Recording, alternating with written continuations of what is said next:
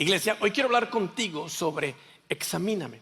Primer mensaje en esta serie que estamos llamando oraciones audaces. Cuando hablamos de una oración, ¿qué es lo que estamos hablando? Estamos hablando de una conversación que tú y yo podemos entablar con Dios. Orar es una plática con Dios. Lo que Dios desea de ti es que tú establezcas una plática con Él. Que tú puedas platicar con Él como tú puedes platicar con un buen amigo, con tu mejor amigo. Que esa sea la plática que tú tengas con Dios. La palabra nos dice allá en Hebreos que tú y yo podemos acercarnos al trono de Dios confiadamente. Así lo puedes hacer tú cuando estableces esta plática con Dios. Y es nuestra esperanza que a través de esta serie no solamente aprendas a llevar una conversación con Dios, una oración con Dios sencilla, pero que también tú puedas hacer unas oraciones audaces, aún hasta peligrosas. Y dices, a ver, espérate, detente, ¿cómo que oraciones peligrosas? Sí, porque sabes, iglesia, muchas veces estamos orando oraciones muy seguras. Dios, cuídame por favor. Y eso es bueno. Dios, a mis hijos, como si fuéramos gallinas que los estamos protegiendo bajo nuestras alas, ¿verdad? Dios, que mis hijos no se separen mucho de la casa. Que si van a la escuela, que vayan aquí en cortito, para tenerlos aquí en cortito, Dios. No, oraciones peligrosas. Dios, ¿sabes qué? Que se cumpla tu voluntad en la vida de mi hijo. Que si lo vas a llevar a tal país, que si va a ejercer cierta carrera, que se haga tu voluntad en su vida. Porque creo que nuestros hijos vinieron a propósito y con propósito. Amén. Cuando tú y yo oramos, muchas veces estamos haciendo, creo yo, oraciones reaccionarias. A lo mejor después de que ya pasó el problema o aquella situación que tanto te preocupa. Digo que oraciones reaccionarias porque estamos orando después de lo que pasó y eso es bueno. Es bueno de orar a Dios cuando está pasando algo que tal vez no entendemos, algo que está más allá de nuestro alcance. Pero ¿qué pasaría si tú y yo podemos orar oraciones a la defensiva? Es decir, oraciones que puedan ayudarnos en el futuro. No hay nada con orar que Dios nos ayude en la circunstancia que la que estamos pasando. Pero ¿qué tal si oramos oraciones que nos ayuden a evitar estas circunstancias? En vez de decir tal vez, Dios, ayuda a mi hijo porque se metió en problemas, ¿por qué no empezamos a orar, Dios, que tú rodeas a mi hijo con hombres y mujeres temerosas de Dios, que lo van a ayudar a cumplir el propósito por cual tú les llamaste? ¿Por qué no orar ese tipo de oración que afectan nuestro futuro? La semana pasada tuvimos un servicio donde bautizamos a muchísimos jóvenes. Esos adolescentes, creo yo que ese día que se estuvieron bautizando, mamá y papá pudieron ver el resultado de sus oraciones que habían estado haciendo por esos hijos. El día de hoy creo que estuvimos haciendo una oración que va a afectar el futuro cuando estuvimos dedicando a estos bebés. Porque estos bebés van a ser el futuro. Estos bebés representan el liderazgo que va a llevar o que va a haber en este mundo en unos cuantos años. Hay que tratar a estos bebés bien. Yo cuando veo un bebé veo a mi futuro doctor. Entonces hay que tratarlo bien para que me trate bien también cuando yo estoy viejito, que ya no me queda mucho tiempo. Y a lo largo de esta serie queremos animarte para que tú también te atrevas a hacer oraciones audaces a Dios. No seguras, no, audaces y hasta peligrosas. Yo creo que un modelo de una oración audaz es una oración que el rey David le hizo a Dios allá en el Salmo 139. Y fíjate lo que le dice el rey David a Dios cuando él ora y dice, Dios, examina, oh Dios, y conoce mi corazón. Pruébame y conoce mis ansiedades. Fíjate si voy por el camino que te ofende y guíame por el camino eterno. Una oración audaz.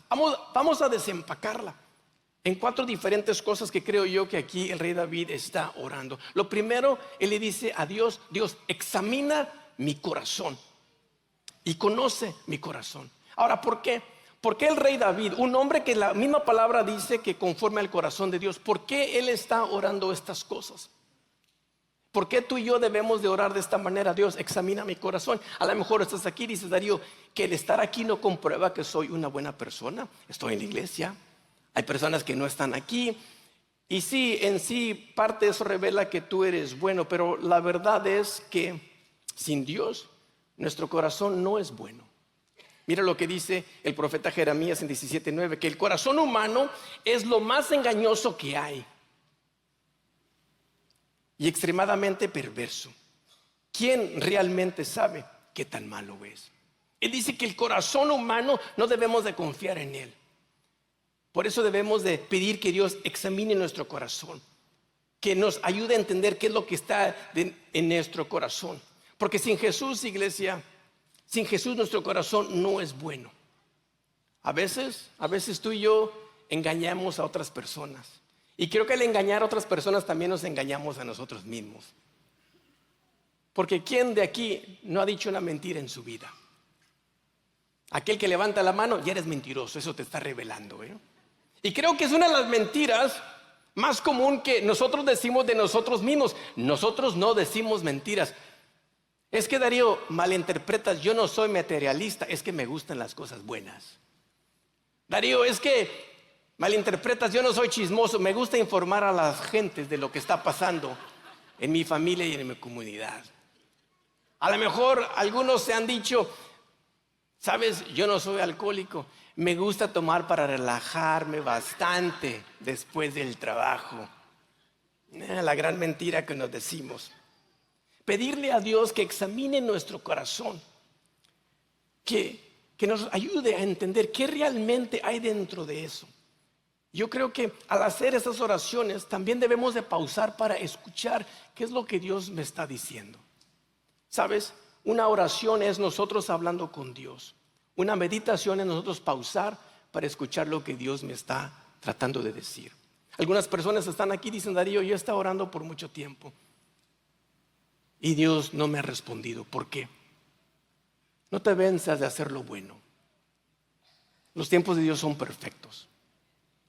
La manera en la que Dios te va a responder también es perfecta. Sé paciente, sigue orando con Dios. Él es un Dios que no se ha olvidado de ti. A lo mejor tus circunstancias parece que estás solo, pero no te equivoques. Dios te ama. Pero pide que Dios examine tu corazón. Yo creo que al tú y yo hacer esto, llegamos a una profundidad de intimidad con Dios donde empezamos a conocer a Dios de una manera mejor. No solamente un Dios que está allá en la distancia en el cielo, pero un Dios que está conmigo, más cerca que un amigo. La otra cosa que el rey David aquí, él está orando es, Dios, revela mis miedos. Parte del versículo 23 dice, examina, oh Dios, y conoce mi corazón, pruébame y conoce mis ansiedades. ¿Qué es lo que te pone ansioso? ¿Qué es aquella cosa que, si eres honesto con ti mismo, te da un miedo por dentro? ¿Es el perder tu trabajo? A lo mejor la situación en la que se encuentran tus hijos. A lo mejor es perder un ser querido que en este momento se encuentra enfermo, en una situación muy crítica. ¿Qué es aquello que te está trayendo un miedo? Un miedo tal vez de que ya tienes cierta edad y no estás casado. O si estás casado, un miedo de la persona con la que estás casada. No sé. ¿Qué es aquella cosa que te da miedo? O a lo mejor estás casado y te da miedo de que no han tenido familia. Y te da miedo de no poder tener familia. ¿Te puedo decir algo, iglesia? Que cuando nosotros tenemos miedo a ciertas cosas, posiblemente está revelando mi falta de confianza en Dios en esas áreas. Porque si le tengo miedo a mis finanzas, posiblemente revela en realidad que no estoy confiando en Dios como mi proveedor. Si tengo miedo tal vez por la salud de mis hijos o la salud mía o por mi trabajo, tal vez no estoy confiando en Dios como mi protector y mi provisión. Miedo a lo mejor a no ser suficiente o miedo a no ser lo suficiente bueno. De lo que más tememos, revela dónde confiamos menos en Dios. De lo que más tememos, revela dónde confiamos menos en Dios. Aquella área que te está atormentando mentalmente es posiblemente porque esa es el área que no le has confiado a Dios. Que Dios te ayude. Cuando tú y yo oramos y le pedimos a Dios que revele mis miedos, mis ansiedades, me estoy conociendo yo mismo y al mismo tiempo estoy dando la oportunidad para que deposite aquellas cosas delante del trono de Dios. Ponerlos al pie de la cruz y que Dios se encargue de esas cosas. La tercera cosa por la que el rey David aquí está orando, él dice, fíjate si voy por un camino que te ofende. En otras palabras, yo creo que aquí el rey David lo que está diciendo es: Dios, descubre mis pecados. No nos gusta tocar este tema. Bueno, si es en referente a otras personas, no hay ningún problema.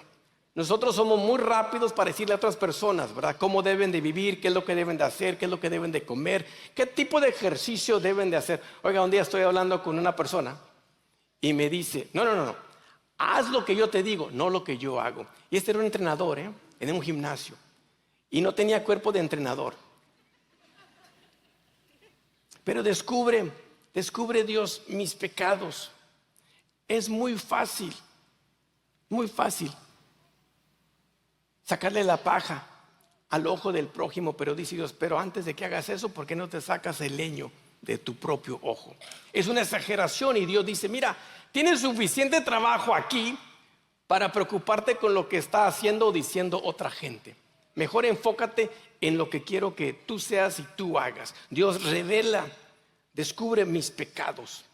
Muchas veces nosotros somos muy rápidos, acusamos a los demás, pero nos excusamos a nosotros, porque nosotros siempre justificamos las cosas que estamos haciendo, minimizamos las cosas que estamos haciendo. Y creo que en esta oración lo que David está orando es: Dios, demuestra en mi vida lo que es inconsistente con lo que tú tienes para mí. Dios, demuestra en mi vida qué es aquello que tal vez es como un muro, obstaculizando lo que tú tienes y quieres para mí. Dios, demuestra en mi vida aquella cosa que tal vez me está alejando de ti. Descubre, Dios, mis pecados. 3 preguntas, iglesia, que creo yo que nos pueden ayudar a escuchar la voz de Dios. Una de ellas es esto: ¿qué intentan decirme los demás? ¿Tienes personas actualmente a tu alrededor? Familiares, buenos amigos, colegas del trabajo, que te están o han estado intentando de decirte algo y tú los descreditas por locos. Algunos sí, a lo mejor sí están locos, pero si hay varias personas que te están diciendo lo mismo, es muy posible que te debes detener para escuchar lo que ellos están intentando decirte, especialmente personas que genuinamente te aman y tu mejor interés es el interés de ellos. Pausa y escucha lo que otros están intentando decir. Otra pregunta que nos podemos hacer es: ¿qué he racionalizado con el tiempo? Hay ciertas cosas que a lo mejor, ciertos hábitos que tú estás haciendo, que tú mismo has justificado y decir: no, esto no es tan mal. No, ¿sabes qué? Esto no va a dañar a nadie. Esto es algo que solamente hago yo. Esto lo hago para relajarme. O no te preocupes, no pasa nada. Sabes, déjame te digo, si ese es el tipo de persona, si eso describe el tipo de persona que eres tú, la realidad es que cuando algo te pasa a ti, algo le pasa a las personas que están a tu alrededor. Solo que vivas en una isla, aislado de todo ser humano, y estés solo, bueno, ahí tu vida no afecta absolutamente a nadie. Pero nosotros como adultos, especialmente los que estamos casados, que tenemos hijos, aquellas cosas que hacemos sí afectan a nuestra familia. Jamás digamos: lo que hago yo no afecta absolutamente a nadie. Afecta a personas. Personas que te aman, personas que genuinamente están interesados en ti. Entonces, ¿qué estás relacionando con el tiempo? Minimizando como que esto no me va a dañar, esto no afecta absolutamente a nadie. Mi esposo y yo estábamos viajando hace unos días en una autopista y me sorprendió porque vi 5 carriles a la vía en la que íbamos y 5 de venida, o sea, 10 carriles en total.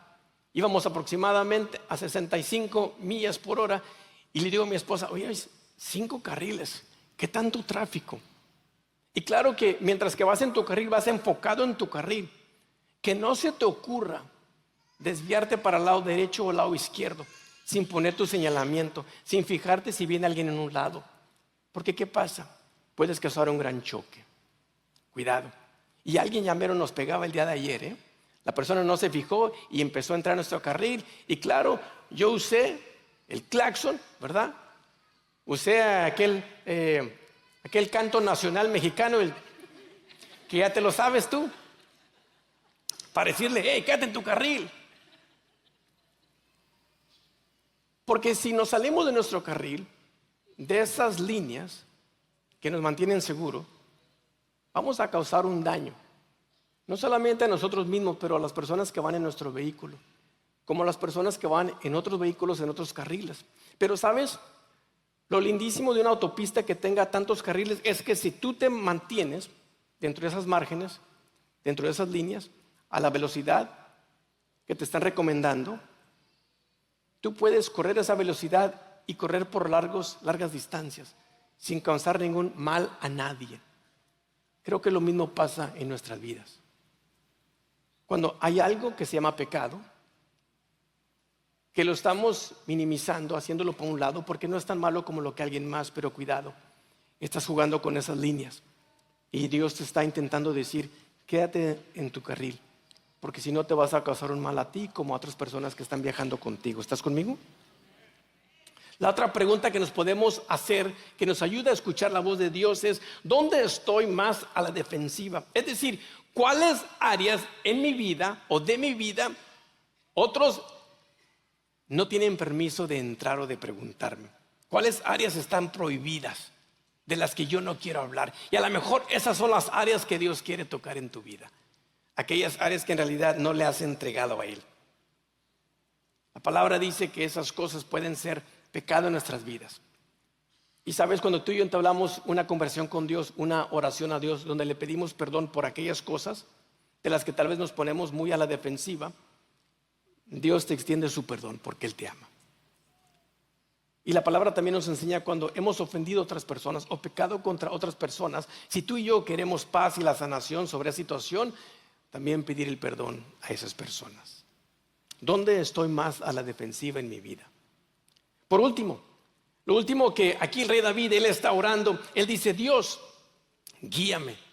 Lo dice en el versículo 24, examina, oh Dios, mi corazón, conoce mi corazón, pruebe y conoce mis ansiedades. Fíjate si voy por un camino que te ofende y guíame por el camino eterno. Lo último que aquí el rey David está orando es que Dios lo guíe por el camino eterno.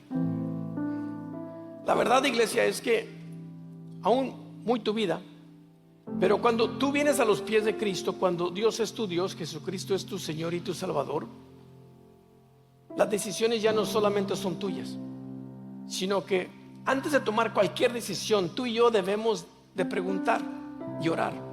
Dios, ¿cuál es tu voluntad en esta área? ¿Qué es lo que tú quieres que haga, que diga? ¿Cómo quieres tú que actúe en esta situación? Gálatas 5:25 nos dice esto, que ya que vivimos por el Espíritu, sigamos la guía del Espíritu en cada aspecto de nuestra vida. Es decir, desde la corona de tu cabeza hasta la punta de tus pies. Cuando has recibido a Jesucristo como tu Señor y Salvador, le entregamos absolutamente todo lo que soy. No te preocupes que Dios te va a detener de que en realidad experimentes la vida. No, Dios en realidad te va a dar la vida que tú debes de estar viviendo. Sabes, antes de servir aquí en la iglesia a tiempo completo, yo tenía otra carrera muy distinta. Servía en la iglesia como voluntario y me encantaba. Gracias a cada uno de ustedes que sirve como voluntario en tu iglesia local. Y llegó un momento cuando me invitaron a servir de tiempo completo. Sentí que Dios me estaba llamando a hacer eso. Después de haber chillado un buen rato y secarme los ojos y quitarme el moco, porque no pude creer que la iglesia no estaba sirviendo, me estaba pidiendo que viniera y sirviera ahí de tiempo completo. No me sentía digno ni calificado. Todavía no me siento digno ni calificado. Pero Dios me demostró la vida que Él en realidad quería que yo viviera. Y sabes, te voy a ser sincero, antes, en mi otra carrera, estaba yo viviendo una buena vida. Pero te puedo decir con toda sinceridad, hoy estoy viviendo mi mejor vida. Y le doy gracias a Dios por eso. Ojalá que nuestra oración sea: Dios, quiero ser quien tú quieres que yo sea. Quiero hacer lo que tú quieres que yo haga. Oraciones audaces y aún hasta peligrosas. En el Antiguo Testamento leemos del rey Ezequías. Él tenía el reinado de Israel en esa época. de pronto lo rodea un adversario, un enemigo, y no sabía qué hacer. El ejército contrario tenía mucho más hombres, mucho mejor preparados. El rey Ezequías, antes de tomar una decisión, la palabra dice que él va al templo, a la casa de Dios. Él pone estas cartas, estas amenazas que el rey contrario estaba trayendo en contra de él. Las pone delante de Dios y dice: Dios, ¿qué es lo que debo de hacer aquí? Isaías 37:20 nos dice de esta oración que Ezequías hizo: ahora pues, Señor y Dios nuestro, sálvanos de su mano, para que todos los reinos de la tierra sepan que solo tú, Señor, eres Dios. La oración de Ezequías no era: Dios, sálvanos para tener una mejor vida, sácanos de este lugar y ponnos en un lugar mejor, para vivir mejor, disfrutar de los placeres del mundo, Dios. No, él dijo: Dios, sálvanos de esto. ¿Para qué? Para que otros reinados en otra tierra conozcan de tu poder. Y Dios, cuando nos saques de esto, que tu fama, que tu honra y que tu gloria siga creciendo en toda esta área. Yo creo que tú y yo podemos tomar una lección de lo que el rey Ezequías estuvo orando, de esas oraciones, no solamente después de la situación difícil, sino que antes de que venga esa situación. Dios, en esto, ¿para qué? Para que te reconozcan a ti, para que todo el crédito sea para ti, para que tú seas glorificado, para que tú seas conocido. Debemos de orar con fe, apasionadamente, creyendo en milagros. ¿Para qué? Para que Él pueda obtener todo el crédito y sea glorificado. Cuando tenemos aquí servicios en la iglesia, ¿sabes por qué los estamos haciendo? ¿Para qué? Para que Dios sea reconocido, para que Dios sea adorado. ¿Para qué? Para que también otra gente, presencialmente o en línea, conozcan de su poder, conozcan de su bondad. ¿Para qué? Para que su fama siga creciendo en la tierra, así como en el cielo. ¿Lo crees, iglesia? ¿Lo recibes, iglesia?